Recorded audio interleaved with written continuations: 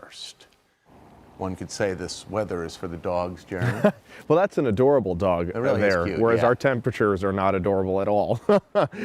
Yeah, this is weather for the dogs, but if you are going out with your dogs, make sure you take care of them. You know, there is a lot of ice and a lot of salt, too, to help melt the ice. So maybe if they have booties, or just wipe off their paws to make sure you get that salt off. It can be very harmful to their pads. So always thinking about the furry friends as we get colder, too, and your house cats, too. If you have indoor-outdoor cats, this weekend is one of those weekends that you should make sure that they are inside, with temperatures expected to be even colder than they were this morning. And they were downright frigid this morning. We got down to 1 degree in Scranton, -1 for Selinsgrove, -7 was the overnight low in Mount Pocono, and Williamsport woke up to 2 degrees. And although that's cold, folks, it's not the coldest ever for this date. As a matter of fact, this is a very special date in Scranton history.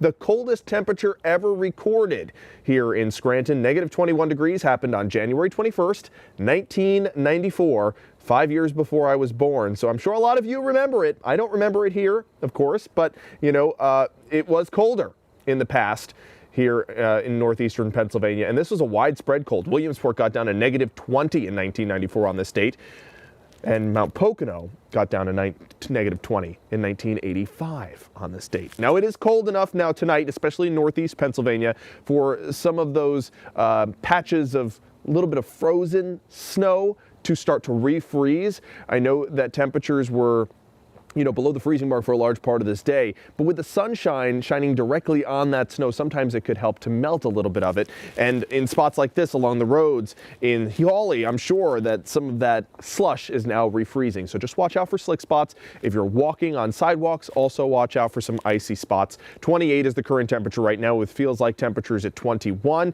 Temperatures above the freezing mark now in Selinsgrove, 32 in Elysburg, we're at 30 in Williamsport. And we'll start to see the temperatures increase also in northeastern Pennsylvania, but right now in Wayne County, we're still at 21 in Storuca, 23 in Mount Pocono. Now, we are rebounding. Last night, we were much colder at this time, anywhere from 15 to 24 degrees warmer than we were 24 hours ago in Selinsgrove. And there are a few snow showers out there, especially in central Pennsylvania. I see a few flakes here in our backyard. Could reduce some visibility if you're traveling, especially in Clinton County.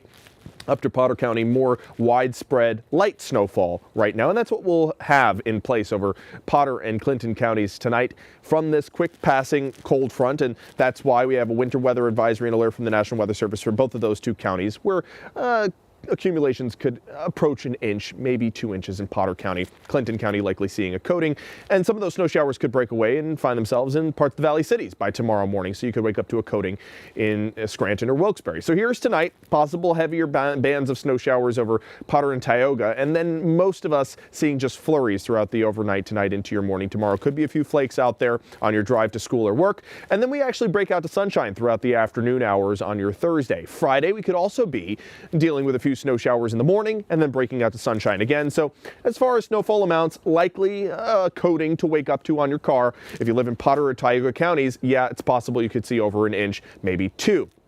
Looking ahead to tomorrow, temperatures will be a little bit warmer. We'll get a little bit of melting too, with temperatures approaching 40 degrees by 1 or 2 o'clock. But that is the warmest day I see in our next 2-week time frame. In the upper 30s for the Susquehanna Valley. Lopez even getting above the freezing mark. By Friday, we're into the 20s. Look at Saturday and Sunday's high temperatures. Only in the single digits and teens. There's your high temperatures on Sunday. Possibly 17 for Wilkes-Barre, 19 for Stillwater. And when you add in the winds, these are the feels like temperature, folks, on Friday night. -24 in Forest City. Everybody feeling like 10 to 25 degrees below zero by Friday night into Saturday morning. All day on Saturday, you're going to feel like either 0 or below. And then we're tracking the chance on Sunday for a low pressure system to bring us a chance of snowfall. Now, it's all dependent on this high pressure system. Where does it remain? How high does it skirt up towards the north? And how strong is it? That'll determine how much snowfall we see from the system. Regardless of the strength and positioning of that high pressure system, this will be a plowable snowfall for all of northeastern and central Pennsylvania Sunday night into Monday morning. So definitely plan for that. There's your 7-day forecast, Scott. Temperatures in the teens and single digits both Saturday and Sunday. And we look like we're going to be in the 20s and low 30s all the way through the end of the month. So great for the Eagles Mirror toboggan slide.